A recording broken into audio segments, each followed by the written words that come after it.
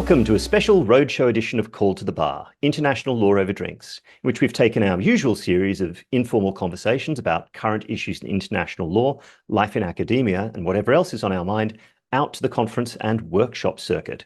Now, in these short conversations with a broader pool of guests, we are, as always, speaking off the cuff and without benefit of footnotes, and nothing we or our guests say should be taken to have been thoroughly peer-reviewed. I'm Douglas Guilfoyle, Professor of International Law and Security at UNSW Canberra, and today I'm joined by Dr. Juliette McIntyre of the University of South Australia to explain how we take a podcast out into the field. But Juliette, this fine mid-afternoon, what's your drink? Well, at risk of disappointing some of our regular listeners, I'm actually just drinking water at this point, but I am drinking it out of a very large purple Kuromi cup. So I hope that's at least somewhat satisfying. What about yourself? Well, you've got some cup kudos there. I am, as keen listeners might recall, this being about 2-3 o'clock in the afternoon, I'm having my usual top-up of a mid-strength Assam tea. All right, so Juliette, can you explain how the idea of taking the podcast on the road came about and how you did it? Yeah, so when we first started this podcast, it came about as a result of some really casual conversations, both online and in person, saying, look, isn't it really fun when you go to a conference and you meet other academics and you just have these really interesting off-the-cuff conversations about whatever it is that you or they might be working on? And we talked about how stimulating that was, and in a way, that was the emotion or the vibe or the color, if you will, that we were trying to capture with this podcast initially, that slightly more casual idea of people who are interested in the same thing getting into the room together and having a chat about it. So it seemed like a fairly natural extension of that once we hit this point in the year where there's a lot of conferences going on in our discipline around the world, to say, look, can we take this format and the questions that we always ask our guests, and can we ask people at conferences? So that's what we did. I attended I think it was the 31st ANZL conference. So that's the, for anyone who doesn't know, and I'm sure you all do know, but the Australia-New Zealand Society of International Law conference. Yeah, held 31st. For the first ever time in Melbourne, as it That's usually right. Yeah, first ever alternates time in between Melbourne. And they did Canberra a and bang Wellington. up. They did a bang-up job, actually. Congratulations to Melbourne Law School and the organisers. The food was generally considered to be of excellent quality, and the panels were, at least all the ones I attended, were outstanding, actually. And I learned a lot of things and really had my sense of passion for international law reinvigorated. Yeah, basically just went around with a little recorder, hitting people up and asking if they'd be willing to have a chat that was recorded. Obviously talked to a lot of people that didn't record those conversations as well, but lots of people were really interested and happy to be interviewed. Fantastic. Yeah, I was sorry to miss ANZL. Yes, well, you took a recorder to Manila, didn't you? Because that's why you missed ANZL. So what were you there for? I was there for a workshop of the Blue Security Project, which is run by a consortium of universities, but administered by LaTrobe Asia. And the leader of that project is Professor Bec Strating, and it focuses on trying to foster a community in the Indo-Pacific region of new maritime security scholars. So it's not just international lawyers, it's also international relations or international affairs scholars, but everyone has an interest in maritime order, and to some extent that comes down to, at a certain level, the UN Convention on the Law of the Sea, but also how it interacts with politics. So I was there talking with a range of young scholars and, yeah, also Bec Strating. Fantastic. All right. Well, look, should we run through who you spoke to at ANZL, or should we just let the guests introduce themselves? Well, I feel like we should take a no spoilers approach, because I'm very excited by some of the guests that I was able to interview. And I think it's probably best if we let them introduce themselves. Okay, fantastic. Let's hear from our special guests at ANZL. What is your name, and can you tell us where you've come to ANZL from, please? Yes, hi, my name is Mellissa Stewart, and I have come to ANZL from Honolulu, Hawaii, where I'm an assistant professor of law at the University of Hawaii at Manoa, William S. Richardson School of Law. That is a very long name for a law school. It's a very long name for a law school, but it's named after our founder and the former Chief Justice of the Supreme Court of Hawaii. Oh, fantastic. And how are you finding the weather here in Melbourne? Balmy and enjoyable? It's balmy and enjoyable. I'm actually finding it quite refreshing. So I've only spent a year in Hawaii and have been missing the seasons of New England. So it's actually nice. Excellent. Oh, we're sitting at the back of a lecture theatre and there's people preparing. So you're getting a very live action vox pop here for Ansell. So our first question that we want to ask is, how did you get into international law, or what made you choose international law as a career? Yeah, so before I went to law school after undergrad, I spent about 4 years working in global health and was at a nonprofit organization called Partners in Health around the time of the Haiti earthquake, and sort of got an up-close and personal view of humanitarian relief in the aftermath of natural disasters, and saw some of the breakdowns of international law and some of the gaps in the law. And so I was really inspired to really study that when I was in law school. And so when I was a student at Georgetown University, I went in knowing that I wanted to study international law, and had some great opportunities through a program called the Global Law Scholars to we're sort of being interrupted, but through this program called the Global Law Scholars to engage in international law, and helped working with the Special Rapporteur on the Protection of Persons in the Event of Disasters at the ILC, and engaged in a lot of projects like that. And I think it really prepared me for my career after law school in private practice, where I worked at Philippa Webb in their international litigation and arbitration practice group, representing sovereign states before the UN and before international courts and tribunals. Had the privilege of being on the team that represented the Philippines against China in the South China Sea arbitration, and worked on some of the early case strategy of what became the Gambia versus Myanmar. So it was a really formative experience in preparing me for my current career in academia. Yeah, amazing. So what made you shift then from practice into academia? I mean, you're working on some of the big cases that we've heard of. What prompted the shift for you? I mean, as amazing as that experience was, I think I'm more at home being buried in a pile of books. Like, I love writing, I love researching. I think it's what I'm good at. Being in the practice environment, it can be really high pressure and requiring just different sets of skills than I think are my most where I'm most at home, I guess you could say. I think a lot of us will resonate with that, absolutely. And so what are you working on at the moment? At the moment, I'm working on 2 projects. One is I'm finishing up a chapter on the climate change advisory opinions, and just thinking through how some of these small island states approach the jurisdictional questions of trying to move the project of addressing climate change forward. And then I'm also starting a new project. A lot of my scholarship focuses on statelessness. So I'm starting a new project that looks at the connection between statelessness and the deprivation of nationality and genocide and atrocity crimes. Oh, fascinating. Can't wait to have a look at that when it comes out. And our last question that we ask all of our guests is, what do you do for fun when you want to turn your mind away from international law? Yes. So being in Hawaii, I have the great privilege of being surrounded by water. I love swimming. I swim a lot in law school, but it's a different thing going back and forth in a pool in the middle of the gym, and being able to go out into the ocean and just swim as far as you can and be surrounded by fish and turtles. So what I like to do for fun and to relax is to swim. That definitely sounds extremely relaxing. Well, thank you so much, Mellissa, for appearing on the program. It was my pleasure. Thank you so much for having me. Okay, so hello and welcome to another one of our Ansell Vox Pops. We have a very special guest here with us. Would you mind introducing yourself for our Call to the Bar listeners?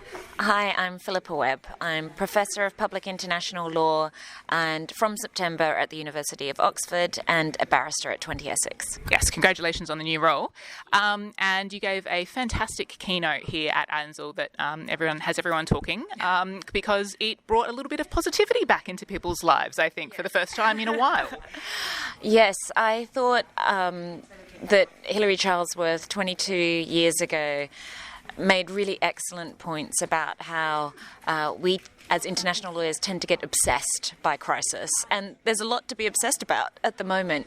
But I was hoping by promoting a longer-term view, an epoch approach, that we can tap into other emotions. In particular, I talked about hope and awe instead of despair and cynicism. Yeah, absolutely. I think we could all do with a bit more hope and awe, absolutely, which is better than shock and awe as well. Yes. That's a whole other conversation. So we always ask our guests the same 3 questions. So I'd like to ask those of you. And the first one is always, how did you get into international law? What drew you to the field? So I give a careers talk to my students every year, which is called Don't Overlook the Second Choice, because international law was my second choice. I did a whole degree in advanced Japanese studies. I spent lonely hours learning kanji and thinking that I was going to be a lawyer in Japan practicing Japanese law. And I did that for about 6 months and realized that it wasn't for me as much as I love Japan and continue to have a connection with Japan. It was a narrower life than I thought it was going to be. And so I thought back to what was my second favourite subject at law school, and that was international law. And I pivoted by applying for an internship at the UN and then going on to do an LLM and JSD in international law. Yeah, fantastic. I mean, we had a conversation about this in one of our first podcasts, that idea of sort of what's the next best thing if it's not really working out for you at the moment. So it sounds like you've gone down a similar path. So the second question we always like to ask is, what are you working on at the moment that you're finding particularly interesting? So the ICJ, as everyone knows, is busier than ever. I did a count the other day, and by my count, 126 states are participating before the ICJ right now in contentious cases, as interveners in contentious cases, and as participants in advisory proceedings. So I am lucky to be involved in a number of those cases. In particular, I'm representing Tuvalu in the climate change opinion at the ICJ, having been one of the counsel for COSIS in the ITLOS proceedings on climate change.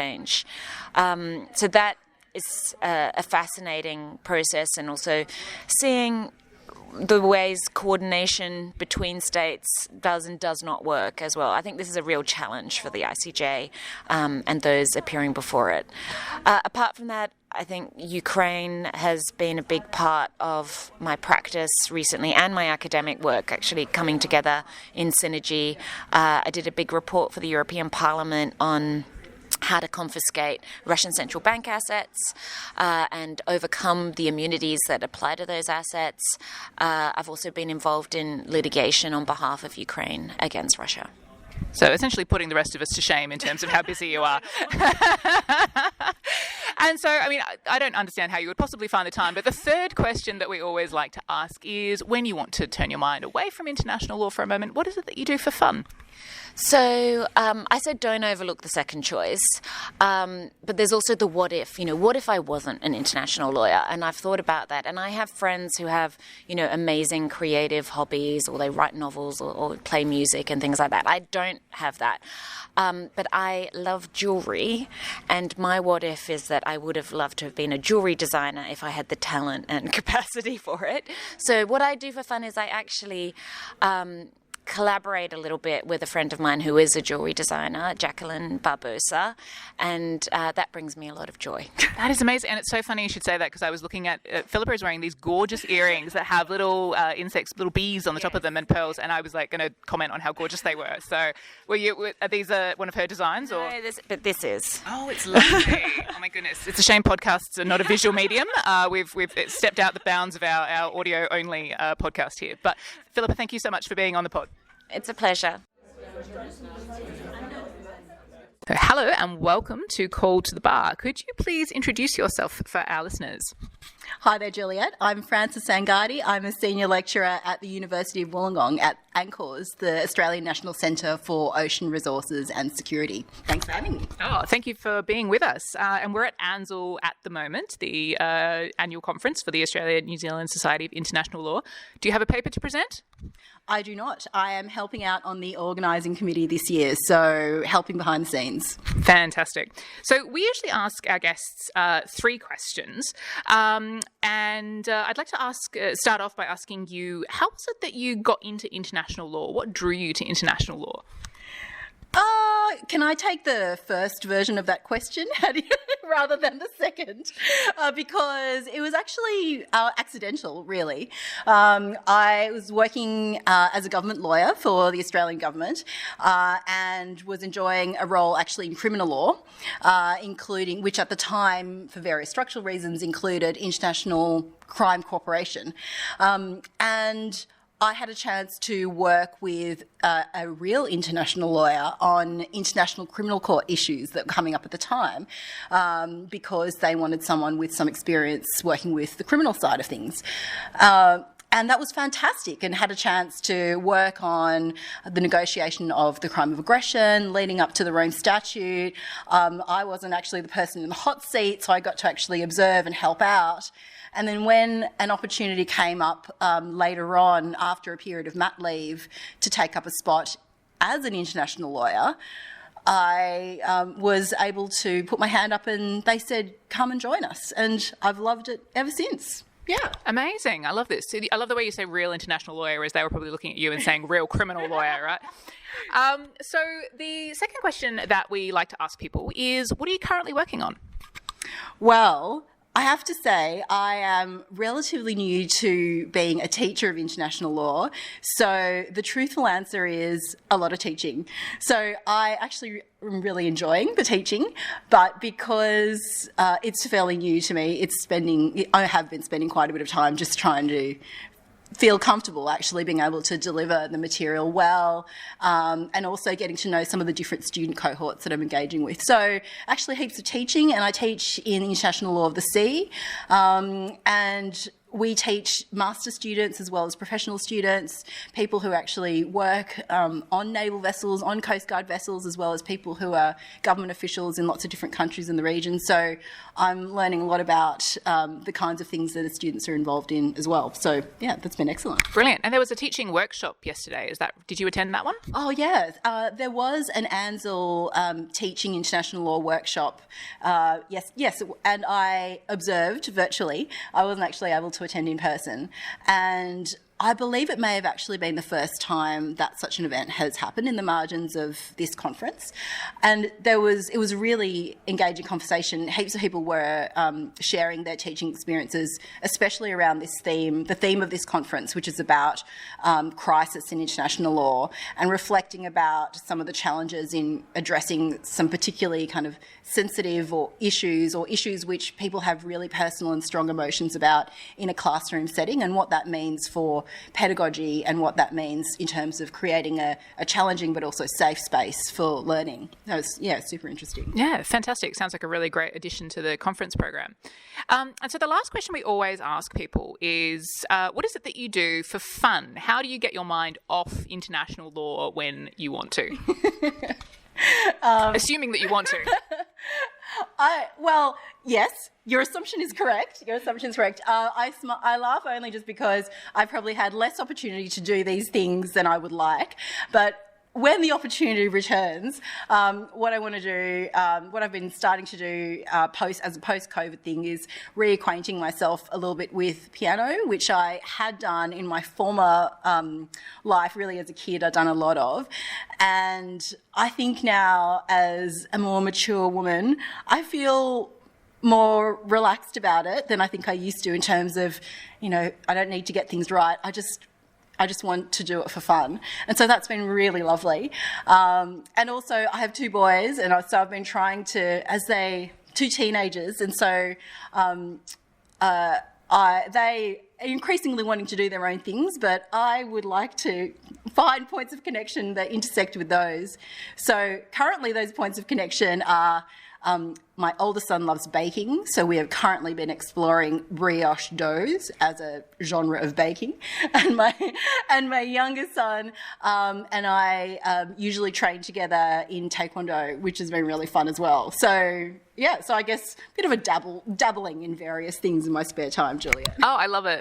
We've got a piano playing, Taekwondo, brioche baking, international law expert here, which is fantastic. Well, thank you so much for joining us, Frances. Thanks so much, Juliette. Okay, welcome back to the ANZL Vox Pops. I am here with our next guest. Would you mind introducing yourselves for our listeners, please? Hi, I'm Holly Cullen. I'm from the University of Western Australia, and I'm also a PhD candidate at Deakin Law School. Fantastic. A fairly recent PhD candidate, is that correct?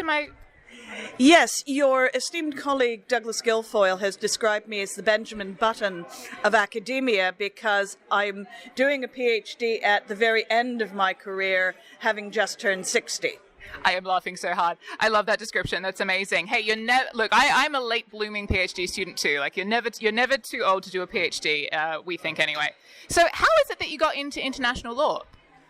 I started off being interested in human rights. When I was an LLB BCL student, the Canadian Charter of Rights and Freedoms had just been adopted. I was studying at McGill University in Montreal, and I wanted to learn more about human rights, but I thought that I wanted to see other systems, and so I decided to study international law of human rights, which I did at the University of Essex, which was at that time the only place in English language that was doing specialist international human rights law degrees.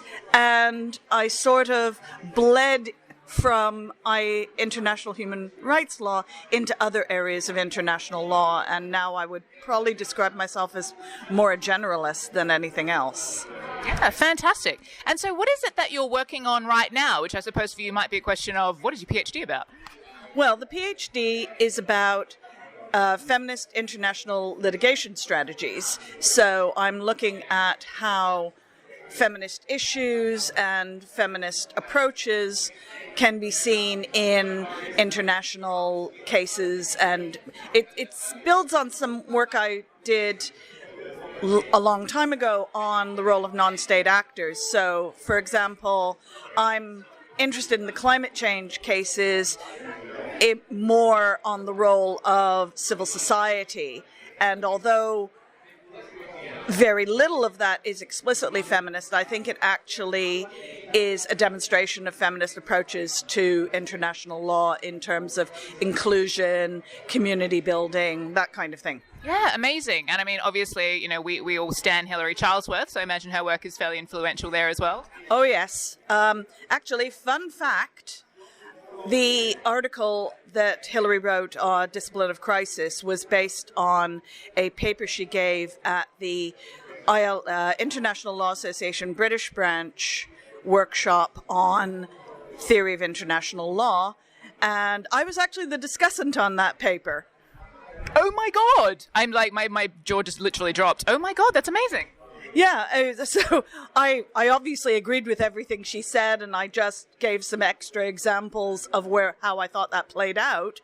But yes, it was a wonderful experience. It was the first time meeting Hilary back in 2000, and it was one of the best experiences of my academic career. Oh, that's incredible. That is definitely a fun fact. And look, speaking of fun, we always like to ask our guests one last question, which is basically, what do you do for fun? How do you get your mind off international law when you feel like you want to do that? Well, I'm a yarn crafter. I mostly crochet, and it's great because it's tactile and it's visual rather than verbal. So now sometimes I'll listen to podcasts while I'm crocheting, but mostly I just concentrate on the sight and the feel of the yarn, and you get something concrete at the end of it. Oh, beautiful. So if I asked you to make me a scarf, is that a thing that could happen, or? It could, but it has to be done on the basis of fairly flexible deadlines, because sometimes I have lots of time and sometimes I have less time. Oh, look, it's great to have something to, take your mind off and focus on other things. So it's okay. You don't actually have to make me a scarf, but thank you. All right. Well, Holly, thank you so much for appearing on Call to the Bar. Glad to be here. Bye. Welcome to the next Vox Pop at Ansell for Call to the Bar. Could you please introduce yourself for our listeners? Hi everyone, my name's Yvonne Breitwieser-Faria. I'm a lecturer at Curtin University. Fantastic. And what are you doing here at Ansell? Are you presenting? I am presenting. I'm presenting on the rise of community interests. That's a big one at the moment. It sounds like I should probably come to your panel. So we always like to ask our guests three of the same questions. And the first one of those is, how did you get into international law? What drew you to the subject? Ooh, do you want the short or the long answer? Can we have the medium answer? I'll do my best. Medium answer, my dad was a diplomat, so we traveled a shit ton when I was younger. So in my formative years, we lived in Uganda for a while, and being tourists, my parents dragged us everywhere, which included a lot of refugee camps, because at the time we were in Uganda, the LRA were still very prolific, which means a lot of war crimes, crimes against humanity, and the likes.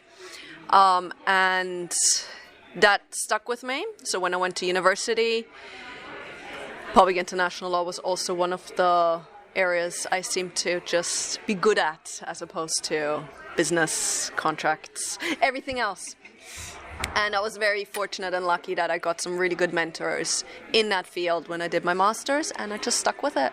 Yeah. And so what, was academia always the plan for you, or was diplomacy maybe on the cards? Yes, so diplomacy was in the cards until I found out that in order to join the Austrian foreign ministry, you have to be okay with being locked in a bunker for like the introduction test, and I said no, thank you. Yeah, fair enough. That doesn't sound particularly pleasant. That sounds like we could talk about that for some length of time, but maybe we'll save that for drinks at some other point. Our next question that we always like to ask people, though, is what is it that you're currently working on that you're finding really interesting? Well, my research has gone kind of within atrocity law and state responsibility towards that community interest, but also how AI can be used to help states fulfill their obligations within atrocity law. Okay. So how does that work in brief, if you can manage a small version of how AI could work in that space? It's very interdisciplinary, and it's still a lot of moving parts, so I'll give you that answer in a year, hopefully. Excellent. All right, no worries. Well, our last question that we always like to ask is, what is it that you do to take your mind off international law? Look, when I'm not herding two toddlers, my ideal is dance hit classes, which very painful, very rewarding, and stand-up paddleboarding. Oh, I love stand-up paddleboarding. I'm not very good at it. Neither. No. It's more like kind of kneeling paddleboarding, but we're working. And I'm falling into the water, and yeah. That's excellent, though. They sound like very healthy pursuits. That's fantastic. Well, thank you, Yvonne, for appearing on the pod. Welcome back to Ansell Vox Pops. I'm your host, Juliette McIntyre, and we have another guest with us here today. Could you introduce yourself for the audience, please? Hello, my name is Tamer Morris, and I am from the University of Sydney. And are you presenting at Ansell? Wait, that's a dumb question, because I was at your presentation yesterday, and it was amazing, actually. A fantastic presentation on language, which completely blew my mind. I did want to actually ask you, and this is not in the script, how many languages do you actually speak? Because you confronted me in Korean, and I knew what you said, but I was too terrified to respond. So that's 3 I've counted so far. So I speak English, Arabic, French, Korean, and I also know sign language, Auslan, which is Australian Sign Language. Yeah. Oh, that's fantastic. That is amazing. So you're very qualified to speak on the topic of language and interpretation in international law. But we always like to ask our guests 3 questions. And the first of these is, how did you get into the field? What drew you to international law?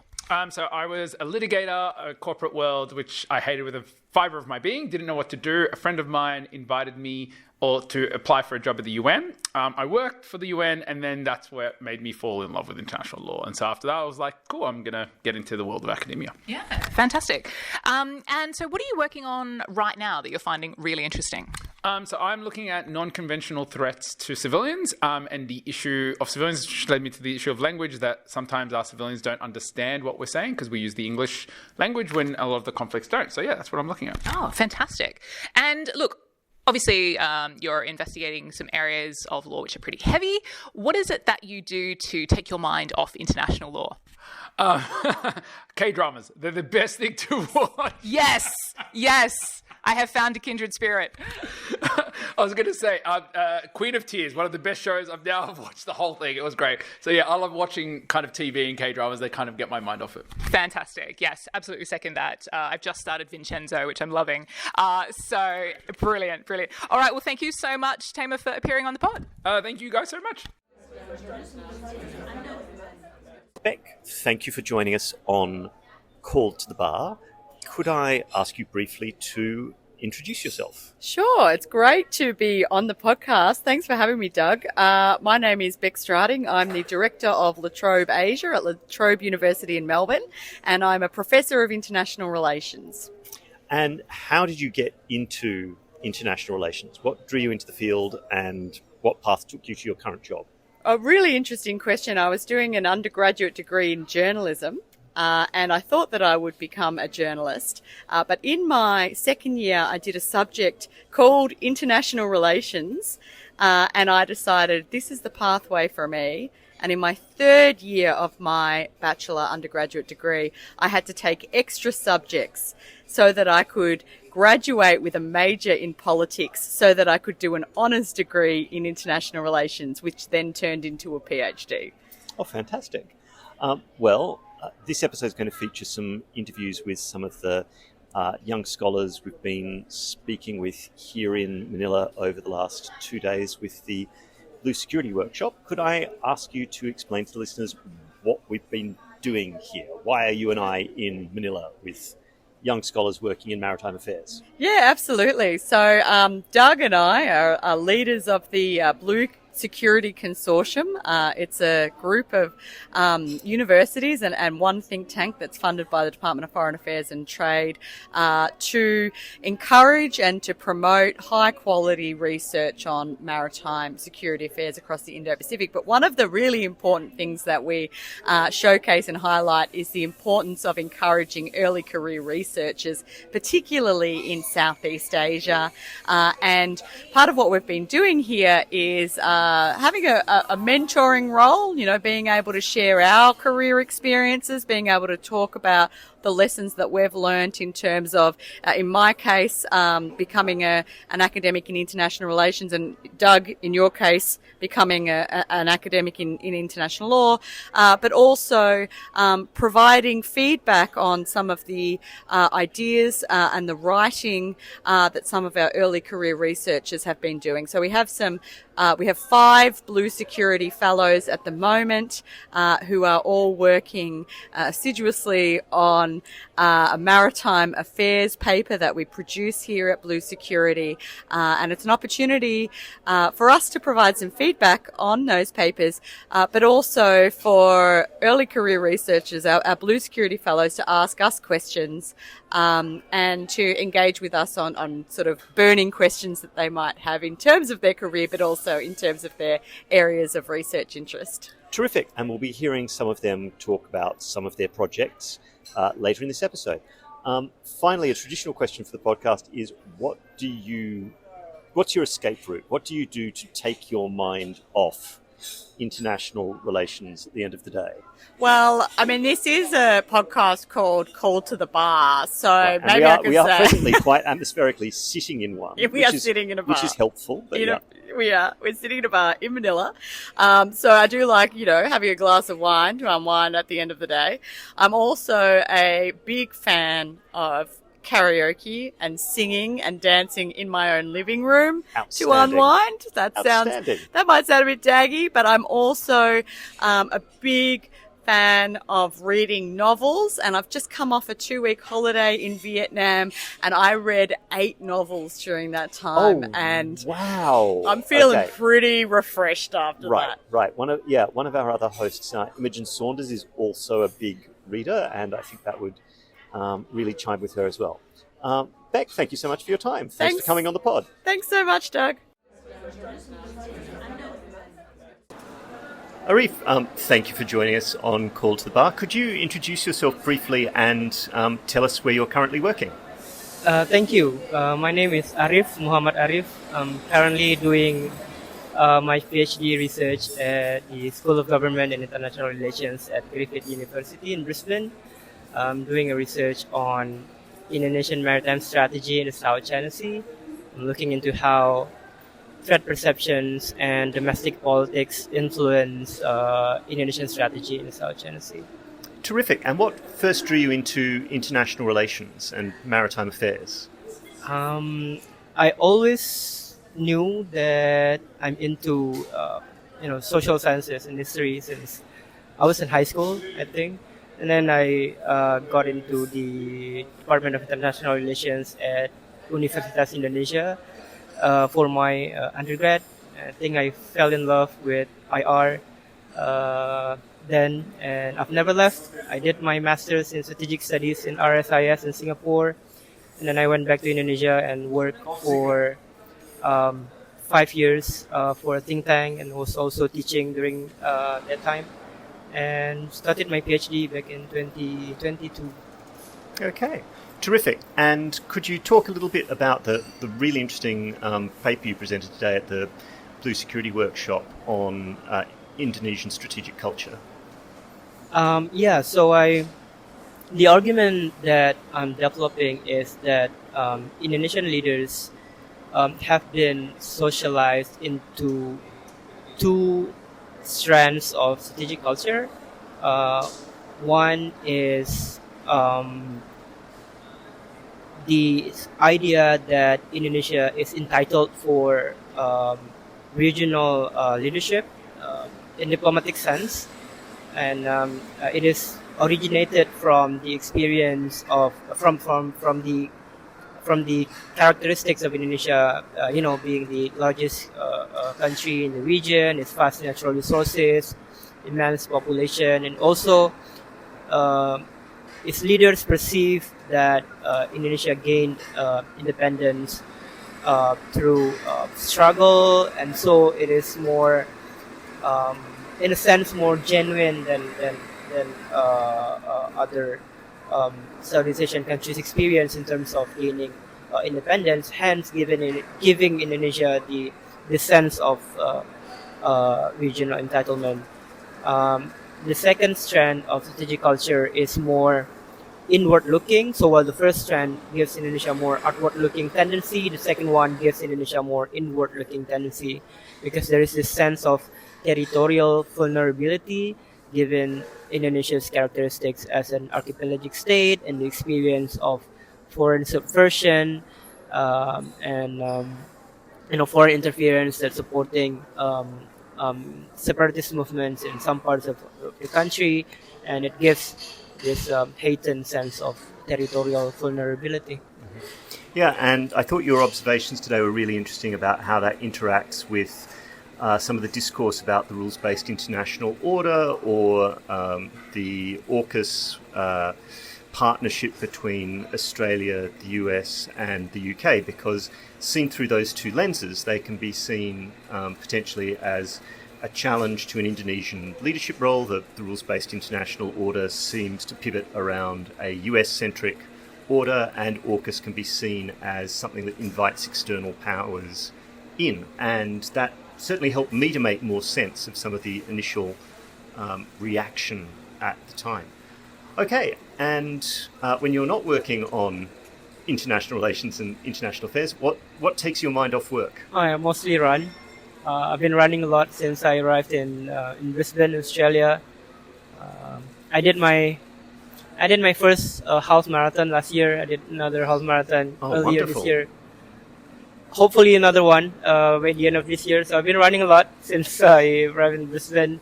It really helps to mostly to distract myself from the real work of doing the research. Oh, that's terrific. I'd love to run a half marathon, but I keep losing form, and I've got a slightly twisty left ankle that I keep rolling, so I'm always frightened about pushing it too far. But a half marathon's a fabulous thing to have done. Arif, thank you so much for joining us. Thank you for having me. Okay, Thư, thank you for joining us on Call to the Bar. Would you like to introduce yourself? Thanks so much for having me. It's a great pleasure to participate in the podcast with you and with you today as well. So I'm Thư. I'm originally from Vietnam. I am a 2024 Blue Security Fellow. And at the moment, I'm also pursuing a PhD in public policy at the Lee Kuan Yew School of Public Policy at NUS. Terrific. And what are you working on at the moment? So for the Blue Security Project, I'm working on different cooperation mechanism to deal with the issue of humanitarian assistance and disaster management in maritime Southeast Asian nations. But for my PhD in general, I'm working on marine policy. So I think it is a very important topic because ocean governance is very difficult. Ocean is the common, and then we need to find the different way to cooperate to deal with different marine time challenges such as IU fishing or also marine pollution. So this is the topic that I have been working on. Terrific. And yeah, it's one of the things that I've really enjoyed about being a maritime affairs scholar through my career. There are so many different challenges that require cooperation. There's a lot to get involved in. Sometimes it's a little hard to be optimistic about all of the challenges, but at least there's plenty of interesting things to be doing. And what do you do to unwind? What do you do to take your mind off international relations?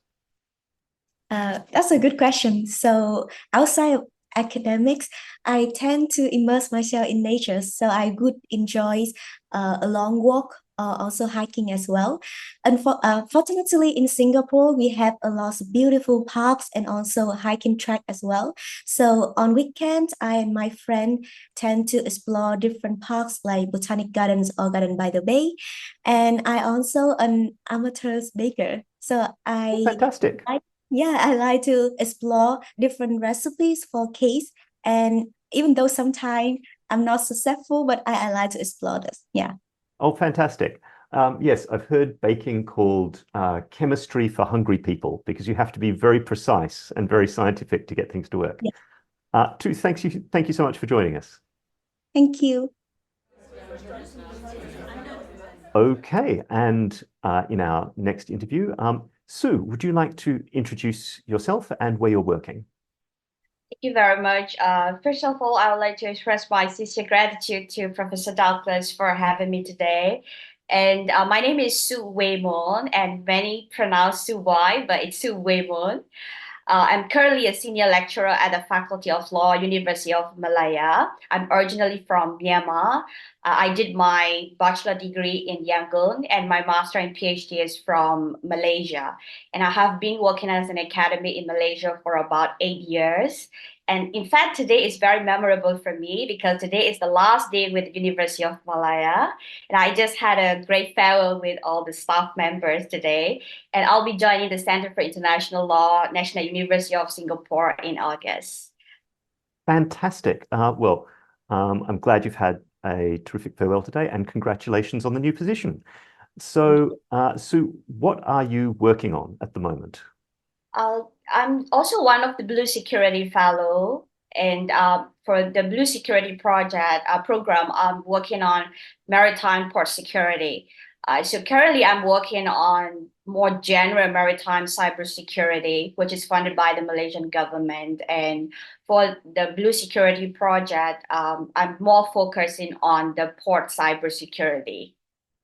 Right, and cybersecurity is a big issue emerging in the maritime sector, and there's been a lot of focus on, I know, cybersecurity and shipping, and to some extent, cybersecurity and submarine cables, but I think ports is a really important area that there hasn't been a lot of attention on, so it's great that you're working on that. And so when you're not thinking about international relations and international governance. What do you do to take your mind off work?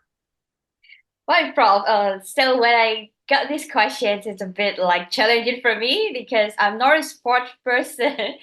And I would say when I don't have any, but being an academy, I think we will always have deadlines and, like to-do lists. But sometimes that if I decide like I'm not working on any projects or not reading, then I would prefer cooking. I take my time to cook my Burmese curries because but I'm not like super chef or something like can cook really like foreign recipes, but I'm more like Burmese traditional curries, and I love it when people really enjoy my cooking. Yes.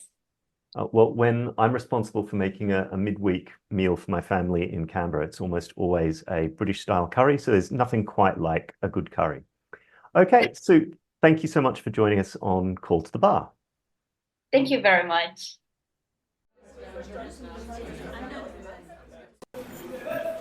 Alex, thank you for joining us. Could you introduce yourself and tell us where you're working at the moment? Right. Hi. So my name is Alex De La Cruz. I am a postdoctoral researcher at Tilburg Law School in the Netherlands. Yeah. So I am working on a Dutch Research Council funded project on that maps how international legal professionals are using managerial techniques in order to confront crises in global health, biodiversity, and marine plastic pollution. Wow, terrific. And how did you originally get into international law? What drew you into the field? My first exposure to public international law was at a class during my Juris Doctor degree at the University of the Philippines by Dr. Diane Desierto, and she encouraged me to go into graduate school if I really wanted to be more serious about my studies about international law. So I thought it was a really inspired class that she delivered for PIL, and that was how I came to international law. I can imagine. I mean, I only know Diane slightly from like social media and her role with the blog Ijul Talk. She seems an absolute powerhouse. And so what is it you're working on at the moment? We've been at a Blue Security workshop, and I've been presenting some of your doctoral work. Could you talk a little bit about the work you presented today? Yeah, so I've been sort of involved with Blue Security for a few years before I became Blue Security Fellow. I've been working with the Australian academic delegation to track 1.5 maritime dialogues with Filipino academic and diplomatic counterparts about shared concerns in the South China Sea mainly. And then when the opportunity came along to sort of formalize that ongoing working relationship with Blue Security, I applied for one of the fellowships and happily was able to get one of those. And one of the thing that I'm working on for the fellowship is something that I am taking from the doctoral thesis, which is about the role of the legal concept of the archipelago in Philippine state making after independence. So specifically, I'm interested in the question of history as a tool for providing evidence of when we can say certain islands and waters have become archipelagos in the law of the sea, and how that remains to be very much an important idea of the state. Right, because Article 46 of UNCLOS talks about things either sort of, to summarise, being intrinsically somehow an archipelago or have always been historically treated as such.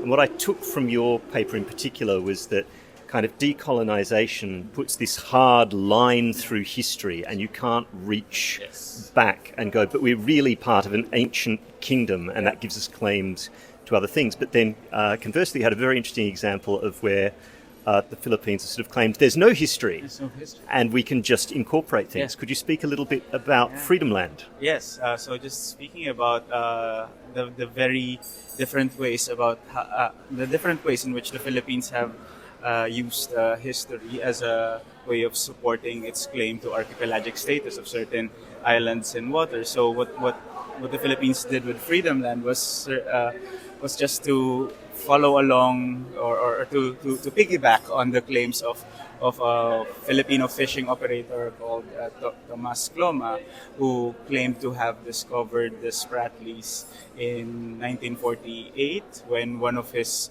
fishing vessels was seeking shelter in one of the uninhabited islands there during a particularly strong storm. So, and then when his vessels returned to the Spratlys, they were looking for places where they might build an ice plant or look for guano deposits, because during that time guano deposits were all the rage in agriculture. It was such a prized commodity for farms all around the world before the invention of some form of synthetic nitrogen. So and then so to sort of stake his claim to the islands, Cloma decided, you know what, I'll found a state called Freedom Land. And what he did this through a 1956 notice to the whole world, which basically he circulated into the Manila diplomatic corps and outraged everyone. And that's including the Philippine president at the time, who was Ramon Magsaysay. But, you know, as much as Magsaysay was embarrassed about what Cloma was doing, about the pretensions to being the chief of state for this, and the original discoverer of these islands. Claiming that he was the original discoverer. President Magsaysay was also he didn't want to give that up. That claim, or just outright dismiss that claim, potentially because Freedom Land might hold some very important resources for a developing country like the Philippines, like natural gas and oil. So what President Magsaysay did was to form an interdepartmental committee to just study whatever kind of territorial claims that the Philippines might have in relation to Freedom Land, and sort of following the narrative of Cloma that he was the discoverer of Freedom Land. That committee found that the islands were unclaimed, unowned, never before settled.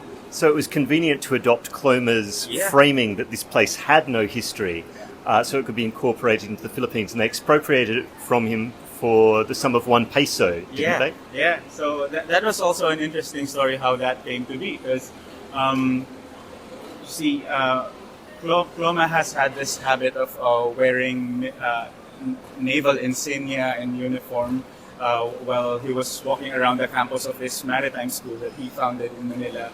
And then that apparently irritated President Ferdinand Marcos Sr., who was well on his way to becoming a... Well, there's often offences about appearing in uniform. And then so what he did was to arrest Cloma, have Cloma arrested on the offence of illegal wearing of a uniform, of military insignia, and just to end his incarceration. Cloma agreed to cede his claim to the Republic of the Philippines. So he signed it away to the Republic. For 1 peso. Fascinating story. Yeah, said before. And in terms of our wrapping up questions in this podcast, what do you do when you're not doing international law? What do you do to take your mind off things? So what I do when I'm not doing international law, since I now live in the Netherlands, I cycle a lot. I also like running a lot, and I'm happy that I was able to transport my guitar from Melbourne to Tilburg, and then playing the guitar is something that I like to do in my free time. Well, terrific. Alex, thank you so much for joining us on Call to the Bar. All right. Thank you. So there you go. That's what it sounds like to have informal conversations with people about their own research and what they're passionate about at side events, at the bar, at coffee, at conferences. So that was, I thought, a terrific collection of conversations, both from the 31st meeting of the Australian New Zealand Society of International Law and the Manila Blue Security Workshop. Juliette, how did you enjoy interviewing everyone? Oh, it was absolutely fantastic to get to talk to such a wide range of people. And I really loved hearing from everyone that you interviewed as well, Douglas. I'm sure that perhaps we can hit some of these people up for longer form interviews at some point in the future to see how their research is going. And look, it wouldn't be Called to the Bar if we didn't conclude proceedings with one very important question, which is, Douglas, what are you wearing? Well, on the day we're recording these wrap components to our conference interviews, I've just come in from a military cooperation shindig, so I've dressed perhaps a little more nattily than I usually do coming into the office. So I'm in a grey suit that I first had made for me in, 2009, 2010 in the UK, which is 3 pieces and getting maybe a little bit tighter at this stage in my life. But I'm also wearing, as a nod to where we first met in Cambridge, a Trinity Hall tie, and I have a very fetching floral pocket square with a black background that was actually a birthday gift from another one of our hosts, Dina. Oh, lovely. Good old tit hall. Very nice. Well, thank you so much. And we did also see some rather fetching Hawaiian shirt activity on the academic selfie front as well while you were in Manila. So congratulations on those. Well, it was a bit hot for anything else going out sightseeing in museums when it was 36 degrees and about 70% humidity. But okay, enough about what I'm wearing. Thank you, everyone, for joining us and sticking out with the podcast to the very end. And we'll see you all soon. Bye-bye. Bye-bye.